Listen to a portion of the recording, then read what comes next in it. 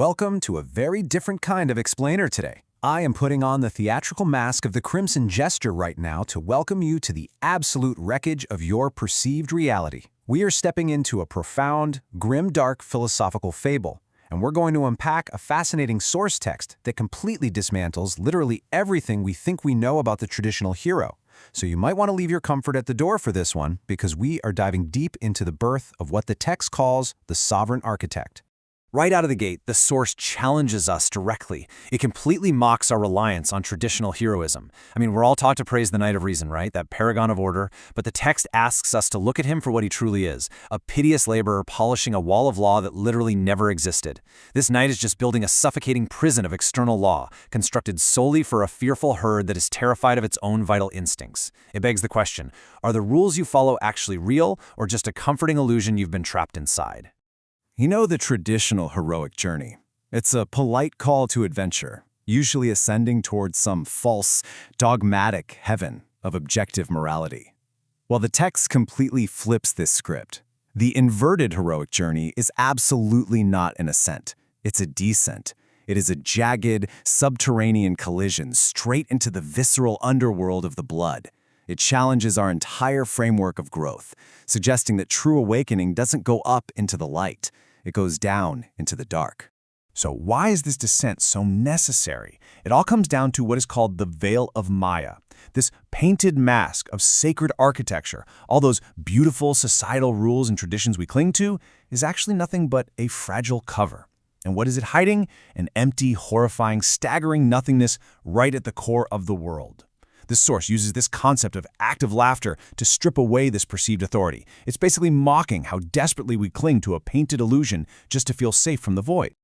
Let's explore exactly how this jagged collision happens.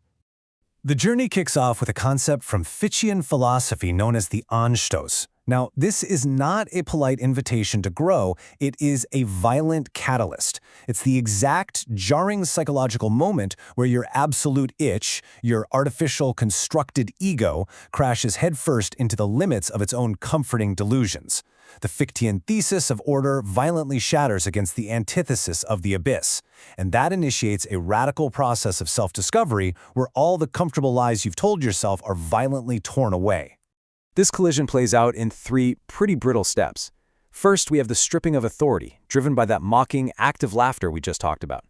Second is the actual descent into the underworld of the blood, which is where the slave morality of your ancestors goes to rot away entirely. And third, dissolving the spirit of gravity. That's the stagnant, heavy fog of tradition, and it gets ground into absolute sawdust. To get through this, you have to survive an agonizing psychological death. It's tough, but it's an absolute necessity if you want to shed your artificial ego and step outside the beautiful cages of societal tradition. This brings us to the first of three parables, the mirrorless corridor. To really help us understand this psychological death, the source offers a dark, fascinating fable. Imagine a castle of absolute power, where a king decreed that no looking glasses should ever hang on the walls. He didn't want any confirmation of his face beyond the admirable, comforting lies of his courtiers. But when he reached the deepest silence, a state the text calls the Seven Solitude, an ancient mirror, older than the corridor itself, appeared. When the king looked into it, he didn't see his grand objective truths, he saw nothing behind the mask. He realized in that moment that his entire ego, his truth, was just fragile protection against a violently chaotic reality. Surviving the horrifying reflection of that mirror means you've entered Call space. This is an absolute, purifying abyss. Every single one of those fragile protections against reality just disintegrates completely. And here's the kicker. There is no divine decree here to save you. There is only a profound silence that literally incinerates every dogmatic ideal you once held dear, forcing a total psychological reset. Now let's look at the second parable, the bleached heavens.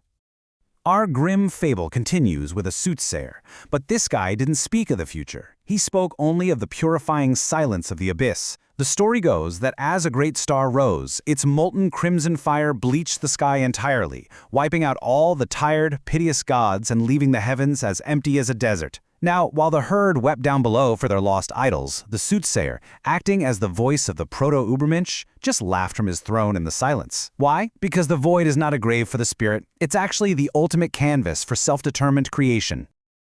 Which leads us to the final parable, the cracked vessel. In this final part of the story, a knight sought to bury his shadow entirely beneath a suit of pristine, perfect armor. He defined good as only that which was safe, static, and predictable. But eventually, the blade of chaos pierced his chest, and when it did, the armor didn't bleed blood. No, it cracked open to unleash a blinding, molten fire. This was the wild, suppressed Dionysian truth that he had tried so desperately to hide away in his sterile cage of reason. The amazing thing is, the knight didn't die from this. He transformed into the proto-Ubermensch. The text calls this a monstrous synthesis. He doesn't just throw away his shattered reason. Instead, he wears his cracked shell not as a defense mechanism, but as a literal vessel to harbor and channel that wild, creative fire of the Dionysian abyss. He finally learns that true mastery isn't the sterile denial of darkness, it's the dangerous containment of the fire. And this ultimate mastery gives birth to the sovereign architect. Having reached the maw of the absolute, you don't find some magical prize to take back home to the kingdom. What you find is a terrifying, liberating realization. You have no master because you are the void staring back at yourself. This is exactly why the inverted journey culminates in the seventh solitude. It's the only space empty enough for true self-creation. Unlike the traditional hero who just wants to restore the old safe order, the sovereign architect doesn't just react to history. They create a completely new, harmonious music entirely out of the sounds of the world's collapse. From this permanent throne in the seventh solitude, the architect does something incredible. They perform a radical philological transvaluation. They literally rewrite the meaning of language to reclaim vital life values. Good is no longer about being safe, static, and obedient. It's completely reclaimed as the strong, vital, and life-affirming flame. Bad, on the other hand, is cast away as the stagnant ice of a piteous, cowardly peace. It's a total teardown and rebuilding of morality right from the ashes. As our inverted journey comes to an end, the text declares that we no longer seek validation from the stars.